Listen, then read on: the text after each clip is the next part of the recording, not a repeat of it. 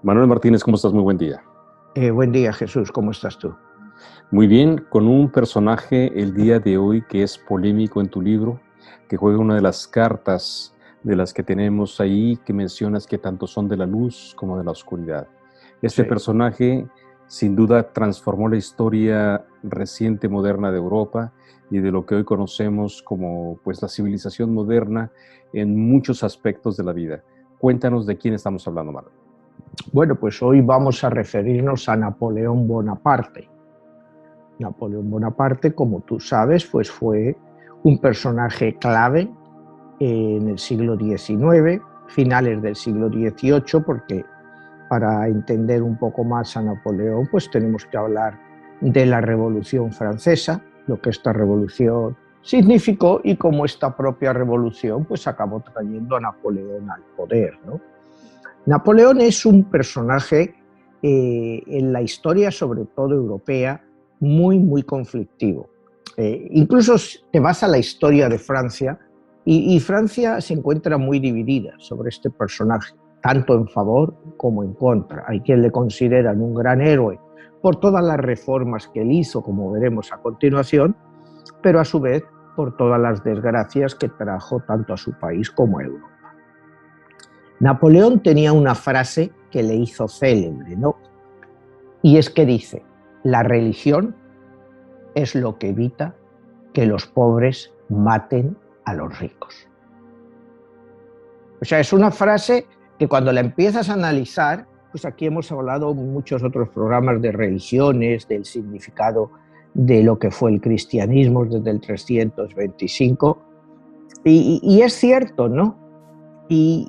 Y no sé, bueno, y voy a adelantar algo, ¿no?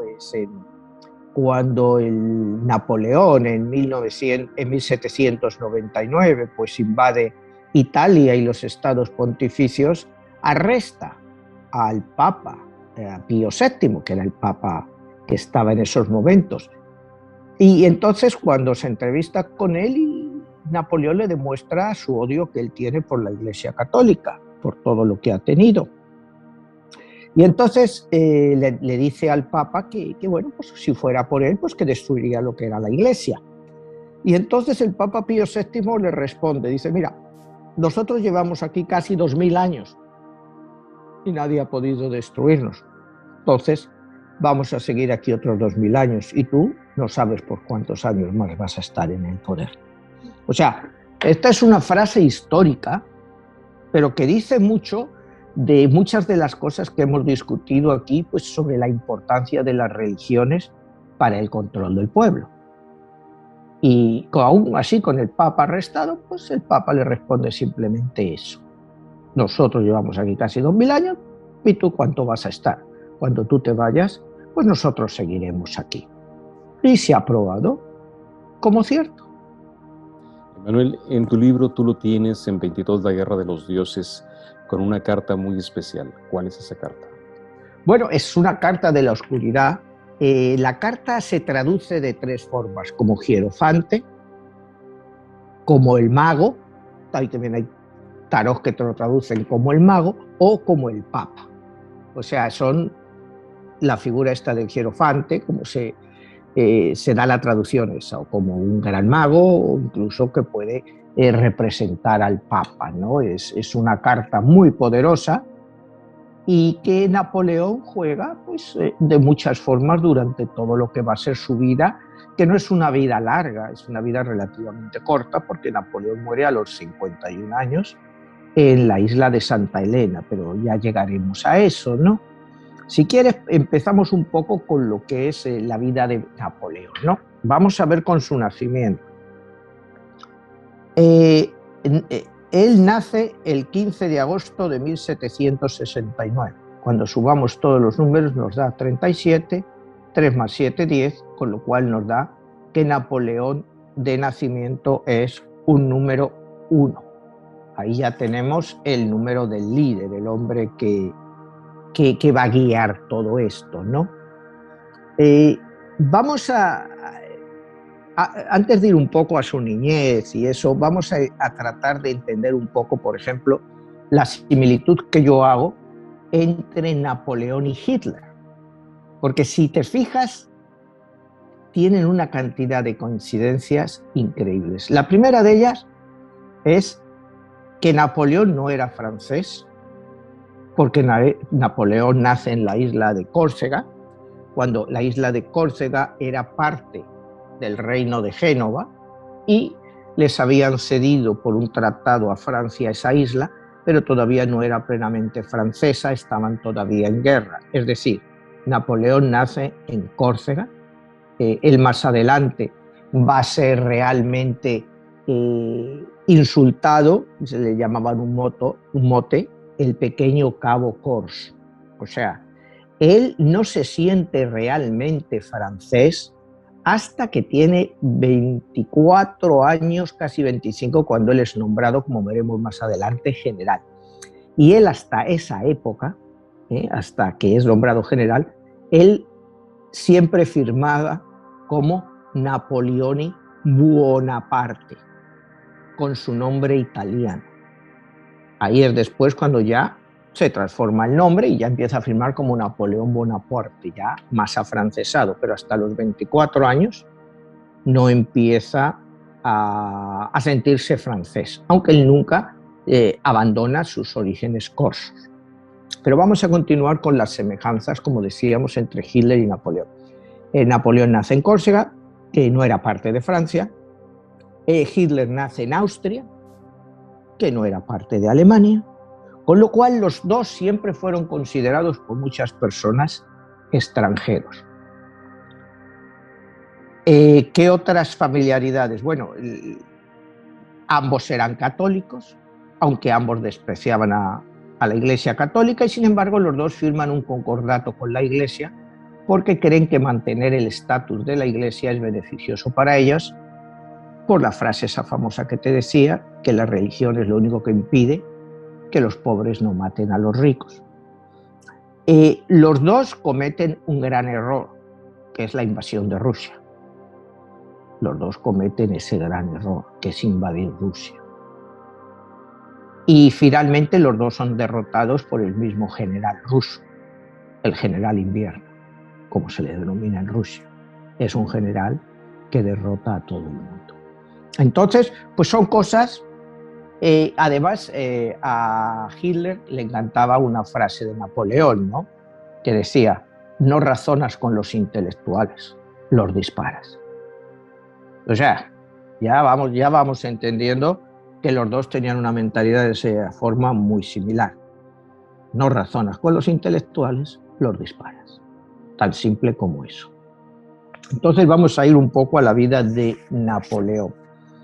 Él nace, como te decía, en Córcega, de una familia de 8 hijos. El padre de Napoleón es abogado, pero es una familia que no son, podríamos decir, burguesía alta, ¿no? Sin embargo, ellos decían que ellos venían de la Toscana, que habían emigrado a Córcega como 3 siglos antes, o sea que ellos se consideraban como unos grandes miembros de familias toscanas, o sea, para darse más realce, pero tampoco se lo tomaba la gente muy en serio, pero era una familia, el padre, muy trabajador, muy inteligente, y bueno, pues no le queda más remedio que para criar a 8 hijos, pues tiene que trabajar mucho. El hijo mayor no es Napoleón, sino José, que como veremos más adelante, pues sería nombrado por Napoleón rey de España, cuando en 1808 empieza lo que llamamos, en España se denomina como la Guerra de la Independencia, pero en la historia europea lo denominan las guerras peninsulares, ¿no? O sea, te digo, hay personas que conocerán la Guerra de Independencia Española. En México sí se conoce más como Guerra de Independencia Española. Y fíjate, estaba escuchando a un historiador mexicano que cuando dice el famoso grito "Viva la Independencia" de Hidalgo, pues realmente no se sabía a lo que se refería Hidalgo. Si se refería a viva la guerra de la independencia de España contra Francia, porque todavía Nueva España era parte de España, o se refería a la independencia de México, de Nueva España y de España. Y que luego pues los acontecimientos llevaron pues que fue a la guerra de la independencia mexicana, pero que en un primer momento Hidalgo trató de cubrirse. Esto es un debate para historiadores, yo te diría, más mexicanos, y que realmente le puedan encontrar el sentido, pero es un comentario que hay. Pero bueno, vamos a la niñez de Napoleón. Como te digo, es una familia media, de clase media, no son adinerados. Entonces el padre, Carlos, empieza a trabajar para la administración francesa como organizador, administrador, y dice que lo hace pues para ayudar a sus hijos. Sus hijos consiguen becas para irse a estudiar a Francia, y es ahí cuando Napoleón, a los 9 años, pues es enviado a estudiar pues al continente, ¿no? Va a la escuela en Brienne. Él es un estudiante regular, pero muy bueno en matemáticas. De Brienne pasa a la escuela militar, en la famosa École Militaire francesa, ¿no? Ahí se gradúa en artillería. Que artillería, en ese momento de la historia, era la parte más importante de la guerra. Porque saber manejar los cañones, cómo disponerlos, pues la curvatura de las balas, requería una destreza especial que no estaba al alcance de todo el mundo. Y Napoleón se convierte en un maestro de la artillería. Hay que entender eso en principio, que Napoleón es un maestro de la artillería. Mientras Napoleón estaba en la escuela, entre Brienne y l'École Militaire, estalla la guerra, o sea, la Revolución Francesa de 1789. Es un periodo, como sabemos, turbulento, no solo de la historia francesa, sino de la historia europea, que representa la Revolución Francesa para Napoleón. Bueno, la primera parte de la Revolución Francesa, acuérdate, de 1789 a 1795, pues es una época brutal. Es lo que se llama cuando los jacobinos, encabezados por Robespierre, tienen todo el poder de la Asamblea y ejecutan al rey, a Luis XIV y María Antonieta, como hemos visto eso en algunas películas. Francia está descabezada. ¿Por qué? Porque muchos militares, grandes militares, pues eran monárquicos. Y a estos militares, pues también los guillotinan, los van matando y van dejando pues que la oficialidad francesa pues decaiga a unos niveles muy, muy, muy bajos. Sigue la etapa jacobina. Napoleón entra en contacto por sus ideas con el hermano de Maximilien Robespierre, que es Agustín Robespierre. Traban una cierta amistad y bueno, pues sale Napoleón de la academia. Una de las primeras tareas que le asignan es el asedio de Toulon. Toulon era una ciudad francesa asediada por los ingleses. Entonces Napoleón se las ingenia. Estamos hablando de 1794, solo 5 años después de la Revolución Francesa, y cuando Napoleón pues tiene pues apenas 20 años, 21 años, y Napoleón consigue un gran triunfo, consigue conquistar una loma, y desde esa loma él dirige la artillería francesa con una eficacia no vista hasta entonces. ¿Qué pasa con eso? Bueno, pues que la Revolución Francesa necesitaba de una gran victoria, porque hasta ahora solo había sido terror. Entonces, esta victoria encumbra a Napoleón y él es ascendido a general a los 24 años. Es el general más joven de la historia europea y comparándolo con otros generales de la historia mundial, no recuerdo exactamente a qué edad Alejandro Magno era general, pero quizá Alejandro Magno pudiera haber sido nombrado general o ser general antes que Napoleón, pero de la historia europea, y mira que la historia europea ha estado dada a guerras, nadie antes había llegado a general, como llegó Napoleón a sus 24 años. Viene otra revolución o contrarrevolución en Francia, porque acuérdate, cuando miramos la Revolución Francesa, la Revolución Francesa tiene una frase muy famosa, ¿no?, que dice libertad, igualdad y fraternidad. Eso nos ha quedado siempre, ¿no?, esa famosa frase, libertad, igualdad, fraternidad. Pero nos olvidamos de que esa no es la frase completa. Es libertad, igualdad, fraternidad o muerte. Esa fue la frase real, ¿no? Luego nosotros aquí en la historia y eso, pues nos hemos quedado con eso de igualdad, tal y fraternidad. ¿Qué pasa entonces? Pues que este señor Robespierre, Maximiliano Robespierre, pues es un revolucionario radical, antieclesiástico también. En esa época, pues se guillotinan como a 30 obispos también, o sea que no es solo a la familia real y a nobles, también a los obispos les dan matarile, o sea, les cortan la cabeza. Hay unos grupos menos revolucionarios dentro de esta Revolución Francesa, porque la primera idea de la Revolución Francesa es que sea una revolución burguesa contra los nobles y contra la monarquía, contra los derechos acumulados de esos nobles y esa monarquía.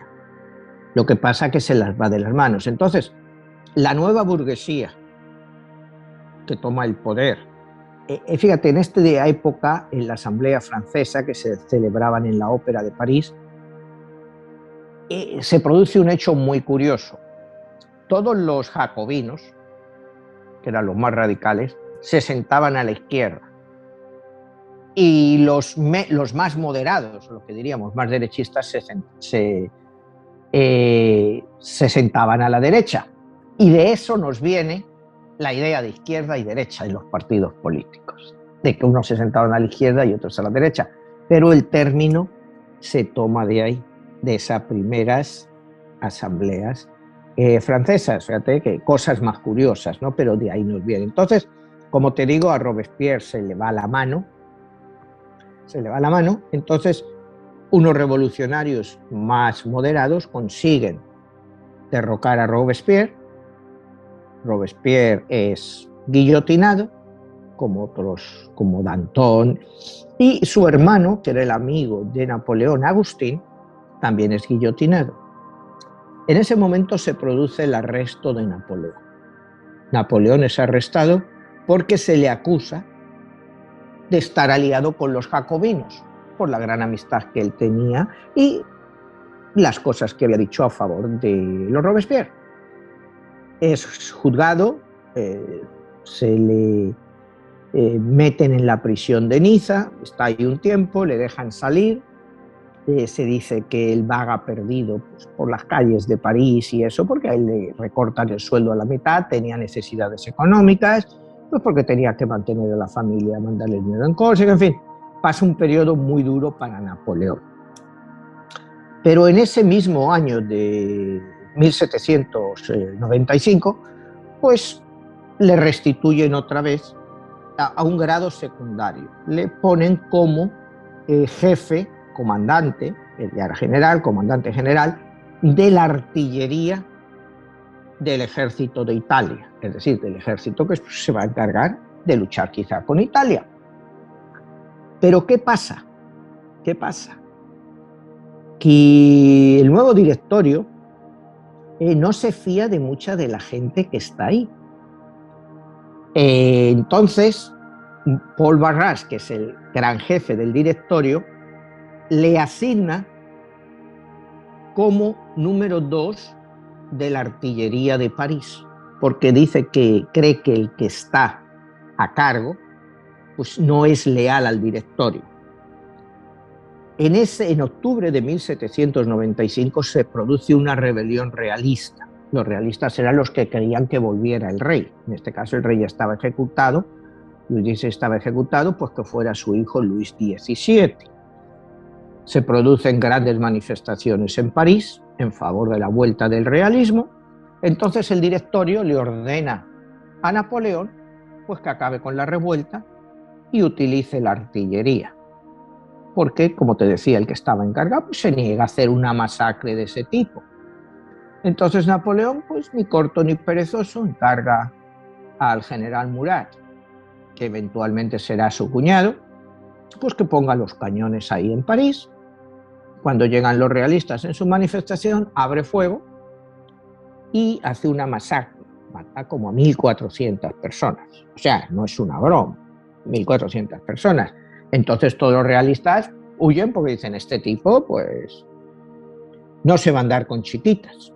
No se va a andar con chiquitas, y entonces eso hace que el directorio considere a Napoleón pues la persona idónea para continuar pues lo que es la Revolución Francesa. La Revolución Francesa, para hacer, digamos, una intromisión histórica, empieza en 1789 y pudiéramos decir que tiene dos partes, 1789-1799 y 1799 a 1815.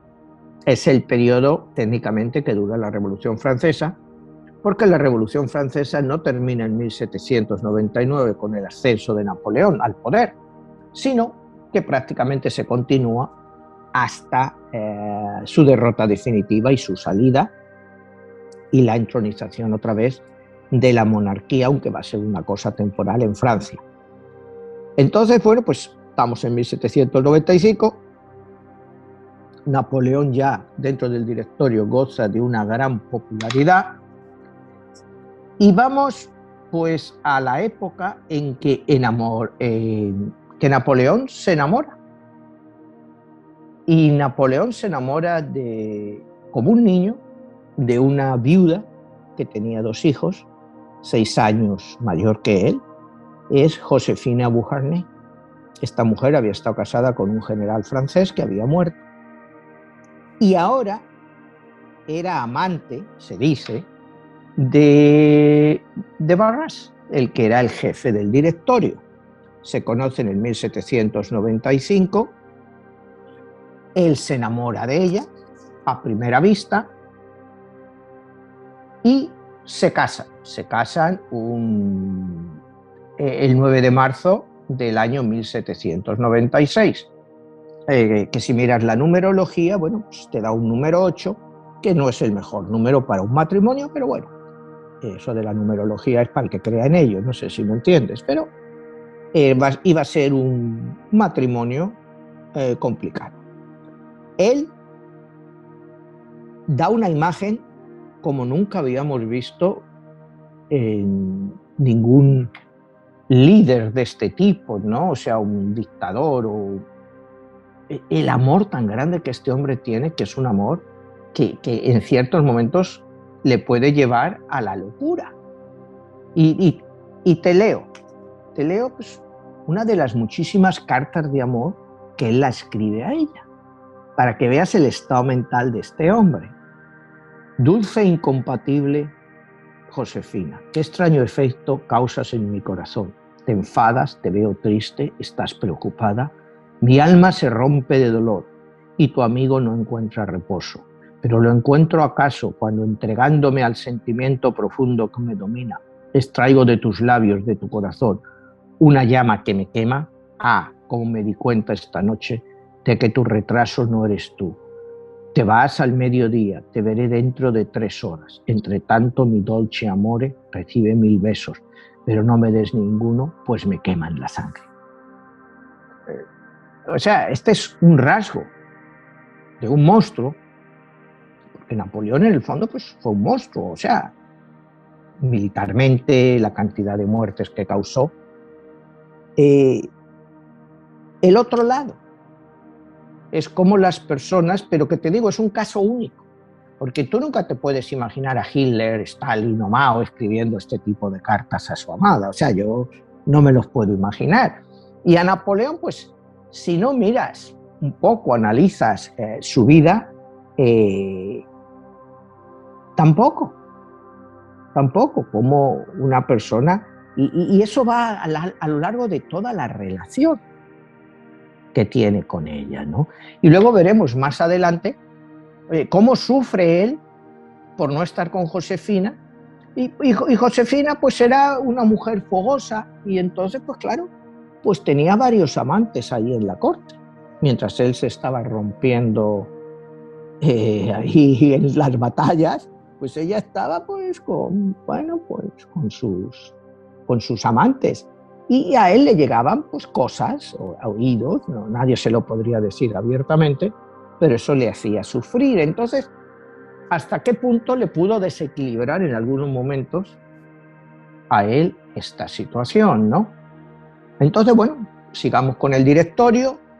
El directorio pues le entroniza a Napoleón como, bueno, pues el gran personaje que necesitaba para dar fuerza al ejército. Se inicia la campaña de Italia. Napoleón, bueno, pues gana bastantes batallas, conquista todo lo que es el norte de Italia. El norte de Italia pues, una parte era austriaca y la otra parte era veneciana, pero Napoleón lo toma todo, y es cuando, te digo, en los estados pontificios pues arresta a Pío VII, y es la famosa frase que te he dicho antes sobre la Iglesia, ¿no? De que la Iglesia, pues aunque no esté Napoleón, la Iglesia va a seguir eternamente. Napoleón vuelve a Francia, sufre pues con esta situación con Josefina, es algo que le altera mucho, y entonces justo cuando él está volviendo ya de esta batalla de Italia, de todo el norte de Italia, y él vuelve como un héroe, la escribe otra carta, dice: mi Josefina y única Josefina, sin ti no hay alegría, lejos de ti el mundo es un desierto, cuando estoy solo y no puedo abrir mi corazón, te has robado más que mi alma, eres el único pensamiento de mi vida. Y claro, todo esto, pues algunos soldados le ven y todo eso, y yo digo, bueno, este hombre, pues no sé si estará bien emocionalmente, ¿no? Por la dependencia tan grande que tiene de esta mujer. Entonces, aquí entramos en mi novela al concepto de robarse el alma. ¿Qué es el robo de las almas? Mira, en mi novela, pues, y en uno de los conceptos que manejamos, es que cuando una persona llega a estar enamorada, al nivel que estaba Napoleón, y como hemos visto con otros personajes en la historia, tú cedes parte de tu alma, se la cedes a otra persona, con lo cual te debilita.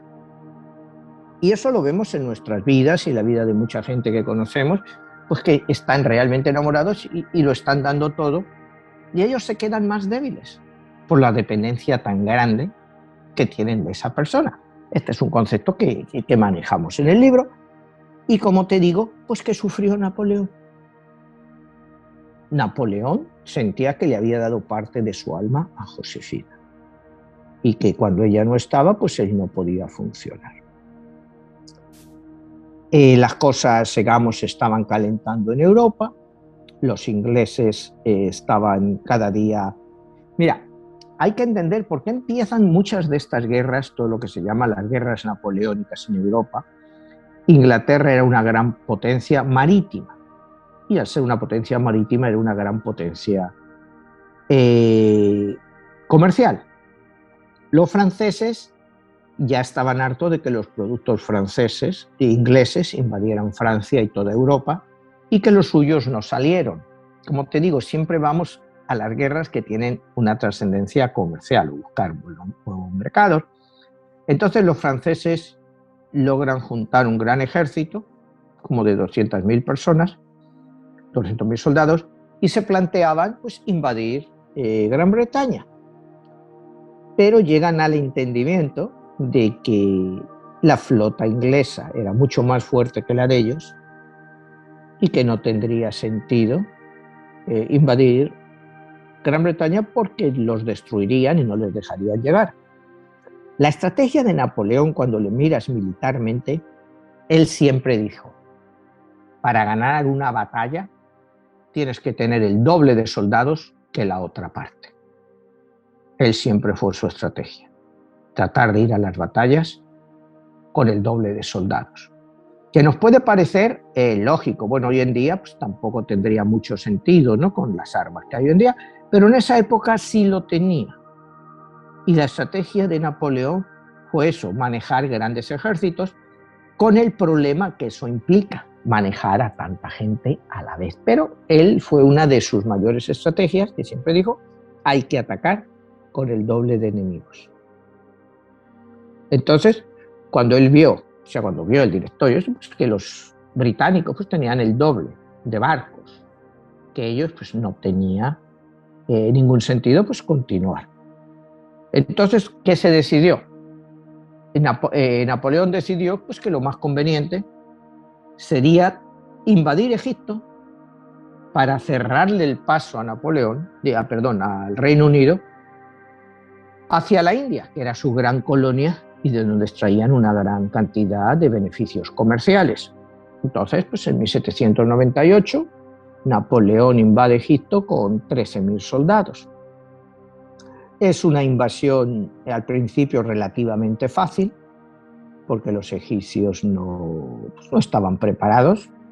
La primera gran batalla, que es la batalla de las pirámides, se desarrolla pues como unos 20 kilómetros de las pirámides, pues es un gran triunfo francés, mueren como 50 soldados franceses y más de 2.000 soldados egipcios. O sea, Napoleón se estaba asentando en Egipto. Entonces los británicos le hacen frente pues como un mes después en lo que fue la batalla del Nilo, en el cual el famoso almirante Nelson pues destrozó a una gran parte de la flota francesa que había allí, con lo cual ya se veía que Napoleón no iba a ganar las guerras al Reino Unido por el mar, que en el mar los británicos seguían siendo pues invencibles, los más fuertes. Esta invasión de Egipto pues tiene también su lado cultural, porque unos meses antes pues Napoleón había sido nombrado miembro de la Academia de las Ciencias de Francia y él se lleva con él como a 160 científicos a Egipto.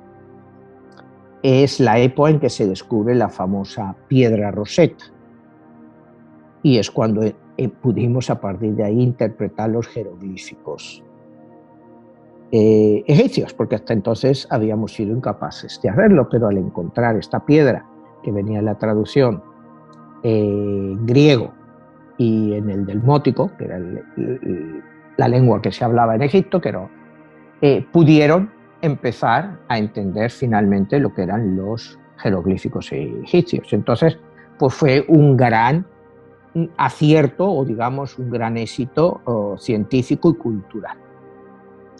Continúa su guerra en Egipto, se va a Siria, a Jordania, pues los va matando a todos, va conquistando, pero conquistar cosas pues que eventualmente les sirven para poco, porque el ejército francés empieza a verse mermado por las enfermedades, sobre todo por la peste. Entonces Napoleón decide volver a Francia, aún sin el permiso del directorio, aunque luego se descubre que el directorio pues le había mandado un emisario para que volviera. Pero bueno, en un momento en que las tropas británicas pues se habían retirado, pues Napoleón aprovecha para volver a Francia. Llega a Francia y ve que había habido un intento de golpe contra el directorio, que había ahí pues una movida fuerte, y entonces él se impone como hombre fuerte, ¿no? Entonces el directorio impone lo que se llamó el 18 Brumario, en que nombra tres cónsules con poderes exclusivos, ¿no?, que eran Napoleón y otros dos. 2 años más tarde, pues Napoleón se convierte en cónsul único. ¿Qué es lo que hace Napoleón? Pues Napoleón es una persona al que le encantaban los referéndums, los plebiscitos. Napoleón, a pesar de ser querido por el pueblo, él despreciaba al pueblo. Él los despreciaba por incultos, por gente de emociones muy bajas. Él creía que el gobierno pues, debía de ser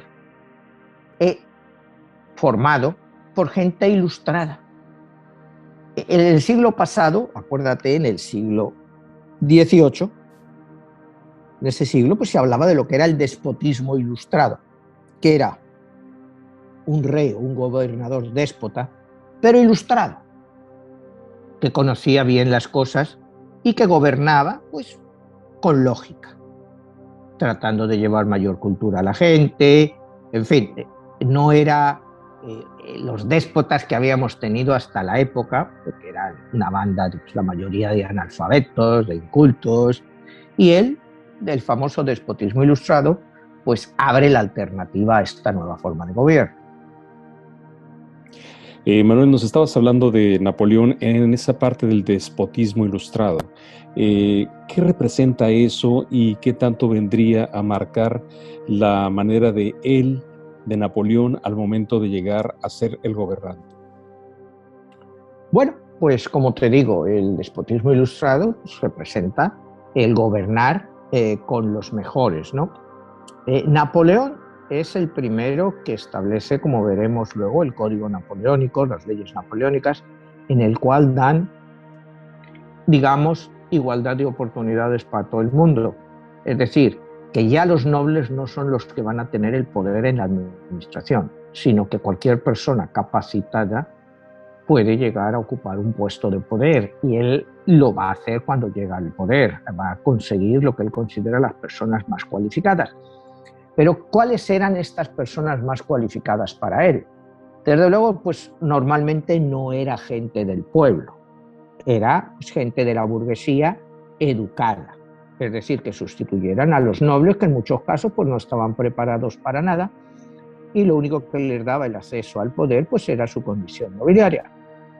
Como te decía antes, Napoleón despreciaba en sí al pueblo por inculto, y como te decía antes, a él le encanta utilizar referéndum, plebiscitos, porque considera que los plebiscitos son lo más fácil de amañar que hay, el convencer a la opinión pública pues, para que vote en favor de lo que él quiera. Y nos habíamos quedado pues, cuando él vuelve de Egipto, ¿no? Él vuelve de Egipto, como te decía, hay muchos problemas en el directorio, y a él lo primero que hace otra vez, cuando vuelve de Egipto, lo primero es escribirle pues, otra carta de estas a Josefina, que dice: estoy seguro y orgulloso de tu amor. Esto te lo digo pues por todos los rumores que había de que ella tenía y sus amantes. Estas desgracias son pruebas que nos desvelan mutuamente toda la fuerza de nuestra pasión. Pasaré muchos años en tus brazos, pero seré feliz con tan solo un día. Te daré 1000 besos en tus ojos, tus labios, tu lengua, tu corazón. ¿Cuál es tu poder sobre mí? ¿Recuerdas mi sueño en el que estaba en tus botas, en tu vestido y en el cual te hice entrar en mi corazón? Vivir sin vivir pensando en ti, Josefina, sería muerte y aniquilación para tu esposo. Adiós, mi bien amada. Un beso en tu boca y otro en tu corazón. Te veré pronto, mi amor. Esta es la carta que él le llega, la manda justo cuando desembarca y se la manda para ya decirle que él está de camino. Aquí, te vuelvo a decir, mira las cartas estas tan apasionadas. O sea, yo no sé si cuando la gente hace referencia a Napoleón, pues han pasado por delante este detalle. ¿Cómo este amor puede cambiar tanto la personalidad de una persona tan fiera como él? Y aquí vamos a uno de los puntos muy importantes en mi novela, en la vida de Napoleón. Y es cuando él ve a Josefina y la cuenta. Una historia pues que está en la historia, pero que nadie nunca ha podido sacarle significado. Después de la batalla de las pirámides, Napoleón visita las pirámides y va a la Gran Pirámide.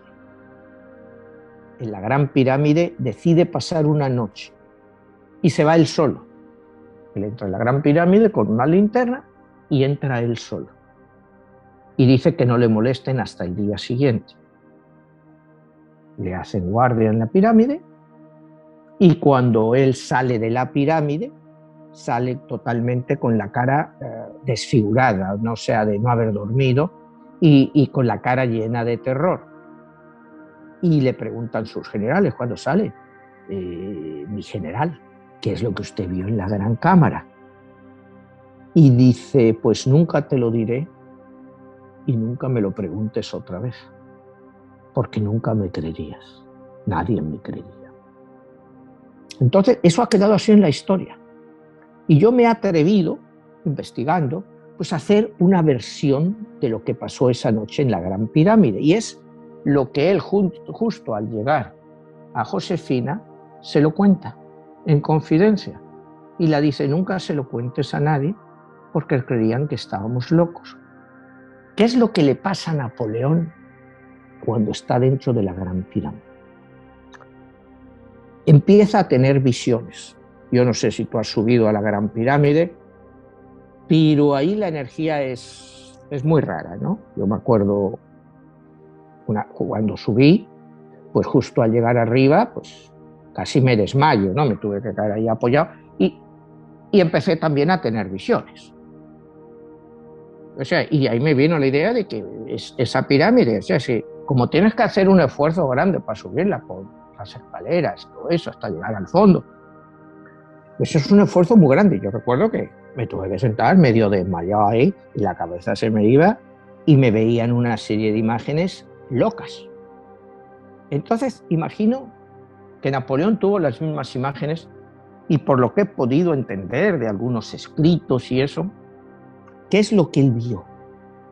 Primero vio sombras, después esas sombras le hablaban y esas sombras, primero, él vio dos sombras que se le acercaban. Una sombra era la de Cagliostro y la otra la de Saint-Germain. Y se acercaron hablando. Cagliostro, el emperador le pregunta, bueno, Cagliostro, yo creía que tú estabas muerto. Y entonces Cagliostro le contesta, dice, porque yo traté de sacarte de la cárcel de San Leo en 1795, que eso es cierto, porque Cagliostro, pues para muchos es uno de los grandes iniciadores de la Revolución Francesa por sus ideas. Dice, sí, emperador, y vengo a hablarle de eso, de la muerte. ¿Qué es la muerte? Entonces dice, ¿por qué me llamas emperador? Dice, porque en 10 años usted será nombrado emperador. Le estaba adelantando su futuro, pero a la vez le enseñan su caída y 10 años después vendrá su caída. O sea, ya le estaban adelantando su futuro. Se aparece Saint-Germain y le pregunta, bueno, Saint-Germain, pero tú, ¿dónde estás?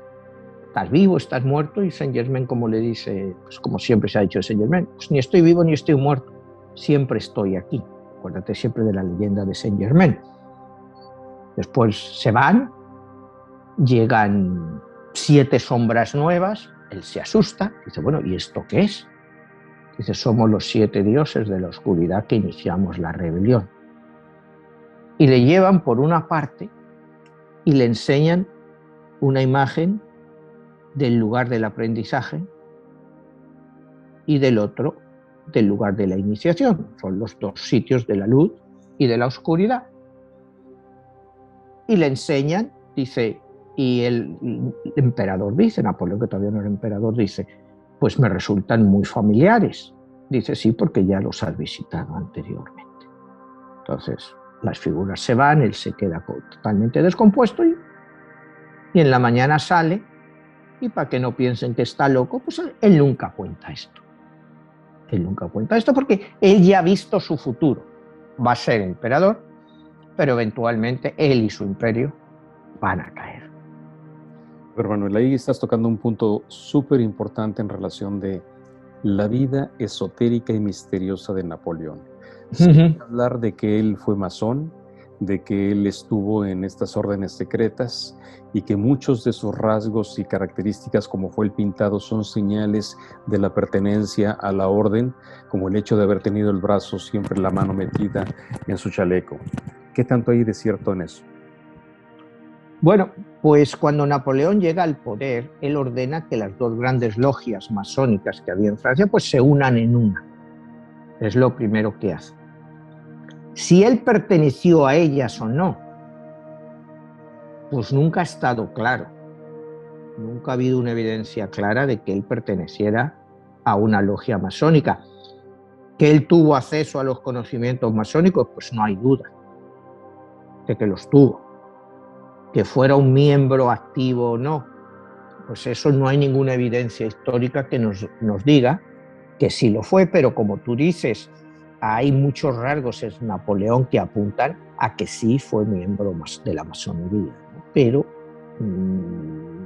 no está claro, o sea, evidencias históricas realmente, ni en sus proclamas, ni... porque acuérdate que a él le gustaba escribir proclamas, y a través de esas proclamas entendemos exactamente lo que fue la vida de Napoleón. Fue luego un escritor, no recuerdo quién fue, 30, 40 años más tarde, que escribe una biografía de Napoleón basada sola en sus proclamas.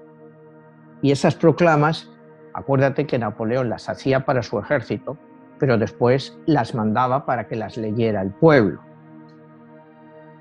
Eran proclamas, bueno, pues de unidad y todas las historias estas que hemos oído, ¿no? Unidad, fraternidad, la grandeza de Francia, la grandeza del ser humano. Pero no sabemos realmente si fue o no miembro de la masonería, pero todo indica que sí, que pudo. Desde luego que tuvo acceso a la masonería, la tuvo. Esa parte que mencionas cuando él está dentro de la pirámide y esas presencias o entidades, quizá pudiera ser parte de lo que tú mencionas en tu libro, de esa guerra de los dioses, donde sí hay energías que han estado presentes detrás de todos esos grandes personajes, y en este caso como el de Napoleón. Sí, por supuesto que es eso, porque en el viaje que hace él en la Gran Pirámide, en la parte final, le enseñan las 22 cartas del tarot egipcio y le preguntan, ¿está usted familiarizado con las cartas del tarot egipcio? Y dice, bueno, conozco, las he visto, pero conozco mejor lo que es el tarot de Marsella, que era más de la época de él. Y le dicen, pues usted está jugando una carta muy importante en esta guerra que se está celebrando o que está teniendo lugar entre la luz y la oscuridad. Esto era algo pues, que nadie tenía acceso a este tipo de información, porque durante esta guerra, como hablo yo en mi novela, pues todo es secreto, ni siquiera saben los personajes la carta que están jugando. Muy bien, Manuel. ¿Y qué sigue después de todo esto? Porque mucha gente también habla de que la Revolución Francesa, que fue un cambio con todos estos pensadores, la Ilustración, bueno, uno va a Francia y te das cuenta de lo que representó. No sé si has estado en el mausoleo de Napoleón, que es Sí. una idolatría que se le hace actualmente a ese personaje, que es gigantesca y que literalmente es un antes y un después de Napoleón. Es que como te decía, la Revolución Francesa acaba con Napoleón, pero no acaba cuando Napoleón llega al poder, sino cuando Napoleón deja el poder en 1815. ¿Me ibas a preguntar algo? No, entonces, Napoleón es un símbolo de Francia, porque es el símbolo que cambia a Francia, es el símbolo en el que da pues, libertad digamos, a la burguesía para que realmente tengan libertad de hacer. Es un paso adelante, por supuesto, contra la monarquía. Es ya el inicio de lo que consideramos las nuevas libertades, la nueva ilustración. Como te decía antes, Napoleón, pues estamos en 1899, con toda la movida que hay en el directorio, pues acaban nombrándole como cónsul único, con todos los poderes. Él como cónsul único, como te digo, le encanta hacer referéndums, como ya sabemos todos lo que son los referéndums. Los referéndums pues es lo más antidemocrático que hay. Es lo más antidemocrático que hay, es un referéndum, porque la mayoría de los referéndums Pues la gente pensaría que es lo opuesto, ¿no? Cuidado, pero te voy a poner un par de ejemplos. A ver. El referéndum, por ejemplo, recientemente, el referéndum del Brexit. ¿Cómo la gente puede ser tan estúpida de votar contra sus propios intereses? ¿Qué hay detrás de todas esas cosas? O sea, es algo estúpido. Recientemente en México, ese referéndum para el aeropuerto de México. O sea, ¿cómo la gente puede ir contra sus propios intereses, contra el progreso? Y sin embargo, los referéndums hacen que la gente vote contra sus propios intereses. Yo recuerdo cuando era niño, en la etapa franquista en España, la cantidad de referéndums que había, y Franco lo ganaba con un 90% de los votos. Pero a ver, entonces, ¿qué hay detrás de un referéndum? ¿Una manipulación desde arriba? Normalmente es una manipulación desde el poder. O sea, ¿Para esa es creer que vas a estar mucho mejor cuando tú sabes que estás votando contra tus propios intereses? Y la mayoría de los referéndums que ves en el mundo, normalmente lo gana el que quiere el gobierno que lo gane, los que están detrás. O sea, hablar de un referéndum en un Estado democrático es una falacia. Las elecciones son más limpias porque hay en un referéndum que es un sí o un no. O sea, en un referéndum tú no votas por la realidad, votas con tu estómago, por tus emociones. Y cuando estás hastiado del gobierno, pues votas contra él, que fue el caso del Brexit. Votas contra el que quiere que digas que sí y te dices que no. Cualquier referéndum que haya, la gente va a votar con el estómago, o sea, con sus vísceras. No son decisiones conscientes. Te digo, eso no lo demuestra a lo largo de la historia, pues todos los dictadores se han basado en referéndums. Y cuando los estados democráticos o supuestamente democráticos tratan de hacer sus referéndums, la gente es tan bruta que vota contra sus propios intereses. Y eso es lo que dice Napoleón. El pueblo es tan bruto que no sabe que está votando contra ellos mismos. Pues vamos a utilizarlo. Y le encantan los referéndums. Como te digo, pues oye, en caso de México los veis constantemente, estos referéndums. Te ponen unas cuantas urnas, te votan no sé cuántas personas, te dicen el 90% ha dicho que sí, algo que nosotros queremos. Y ahí te digo cómo el referéndum puede ser totalmente antidemocrático. Y el maestro en eso es Napoleón. O sea, todos nuestros gobernantes actuales que lo utilizan, pues hay que preguntar a la gente. Y luego en un referéndum tú sabes que a la gente le cuentan 1000 mentiras. 1000 mentiras. Y como son 1000 mentiras, pues la gente dice, bueno, alguna será verdad. Tú ves que la mayor forma de desestabilizar un país pues es a través de referéndums. Es a través de referéndums. Que si referéndum de independencia de esto, referéndum de independencia de lo otro. Pues si a una gente le dice, si tú te independizas de España, si tú te independizas del Reino Unido, vas a vivir mucho mejor. Y la gente se cree, dice, es que nos roba el gobierno central, hay que ser independiente. Y la gente lo cree. La gente no mira las ventajas que tienen al Estados Unidos, por ejemplo. Por eso te digo, tú cualquier referéndum que pongas, pues va a salir precisamente o lo que quiera el gobierno, porque a la gente se la manipula. Es una manipulación total. Y Napoleón es un maestro en esto y lo entiende. Pero vamos a seguir un poco más para ya entender un poco. En 1805, Napoleón decide, ¿por qué no tener un imperio? Porque Francia no va a tener un imperio. Entonces es en la Catedral de Notre Dame, que finalmente ha sido abierta, porque había estado cerrada desde 1789, por la connotación anticatólica, anticristiana que había en la Revolución Francesa. Es como en México lo que tuvisteis, la guerra de los cristeros, las cristerías, pues es un poco, en Francia pasó lo mismo, es una persecución al clero brutal, como te digo, cientos y cientos de sacerdotes fueron guillotinados y hasta 30 obispos. Finalmente se abre la Catedral de Notre Dame para que Napoleón pueda ser ungido como emperador de Francia. Él se trae a Pío VII, le dice que venga desde Roma, que él quiere tener ahí al Papa para que nombre emperador. Este Pío VII es el mismo que le había arrestado y el que le dijo que la Iglesia, después de él, siempre iba a seguir, pero Napoleón quería humillar a la Iglesia y hacerle venir a que fuera él mismo el que le coronara.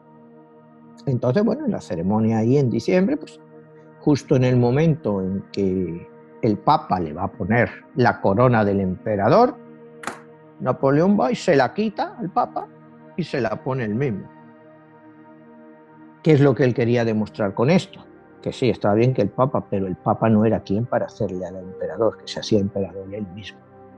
O sea, esto es un detalle histórico que está reflejado en algunos cuadros de la época y es el momento ese en que Pío VII pues, va a entronizarle con la corona, pero él coge la corona y se la planta él mismo, ¿no? A partir de ahí pues empieza ya pues, una época pues sangrienta de guerras. Primero pues siguen las guerras en Italia contra Austria, Prusia y Rusia. Hay la famosa batalla de Austerlitz, que él destroza a los austriacos y a los rusos. Rusia se retira después de esa batalla. Eso lo vemos muy bien reflejado en la novela Esta guerra y paz de Tolstoy. Sigue adelante sus conquistas, llegan acuerdos de paz, pero todos los acuerdos de paz se van rompiendo. Llega un momento en que quiere invadir Portugal, en 1807. Para ello necesita que España pues, le deje pasar por España para llegar a Portugal. El rey de España y el gobierno español de la época pues accede y él se va hacia Portugal. Entonces Inglaterra, que es aliado de Portugal, pues entra en conflicto.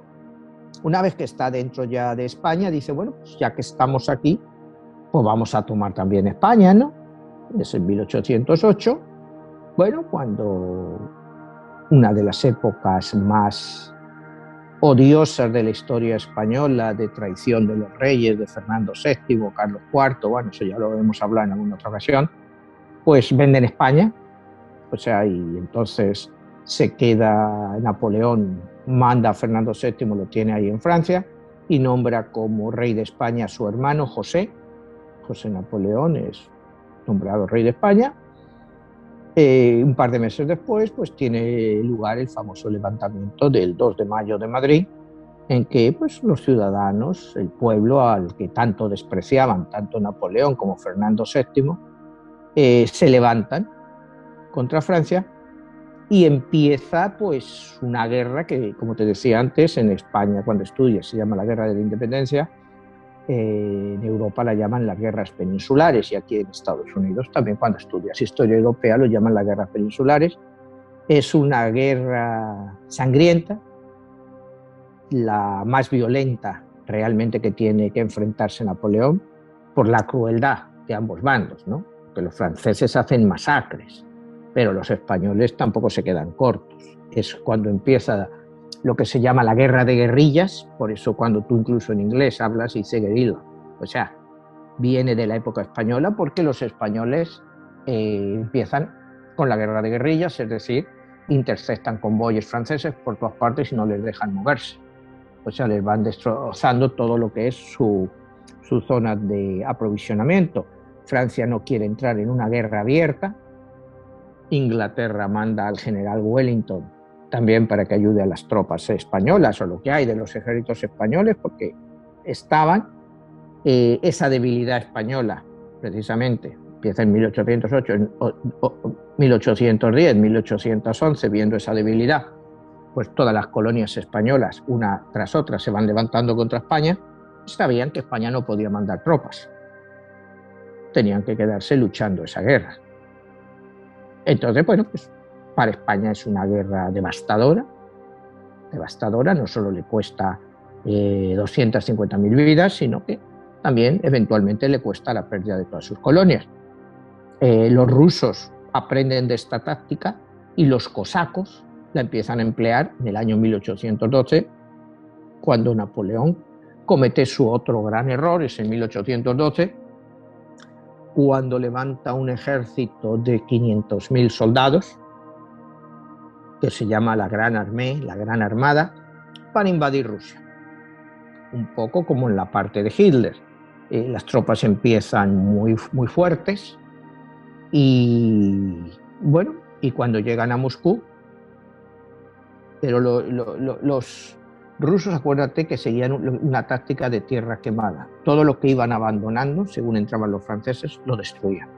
Quemaban las tierras, quemaban las cosechas para que no se pudieran abastecer. Llegan hasta Moscú y ¿qué hacen los rusos? Pues que incendian Moscú. Incendian la ciudad, pero por los 4 costados.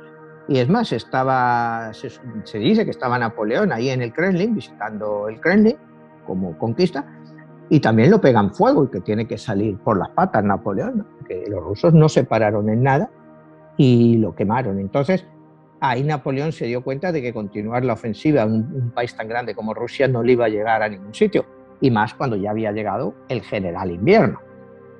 Y además, fíjate qué curioso, pues dicen que era el invierno más frío que había habido en un siglo.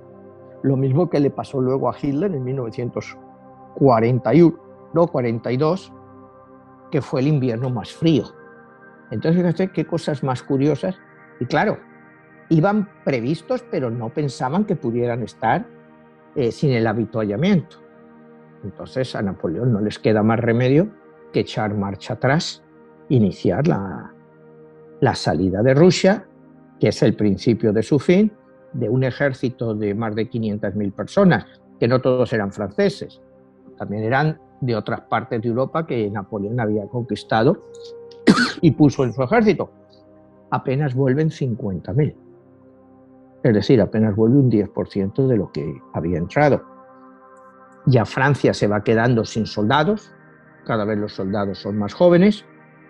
En 1814, pues España finalmente consigue derrotar a Napoleón, se tiene que ir, también está sufriendo ya derrotas por toda Europa, entonces le ofrecen en 1814 una paz, los europeos le ofrecen una paz por la cual él puede volver a Francia sin más reparaciones, seguir conservando el título de emperador, pero solo dentro de lo que es las fronteras francesas. Ya toda la expansión que ha tenido por Europa, pues ya no sería parte del Imperio francés, sino que sería reducido a Francia. Él no acepta estos términos y sin embargo vuelve a Francia y abdica en favor de su hijo. Se me había pasado por alto que en 1810 él se divorcia de Josefina porque no podía darle hijos. Ya te digo, ella era 6 años mayor que él, ya había tenido dos hijas y ya no podía, entonces él le rompe el corazón, pero bueno, por cuestiones políticas se casa con una princesa austriaca para continuar una dinastía.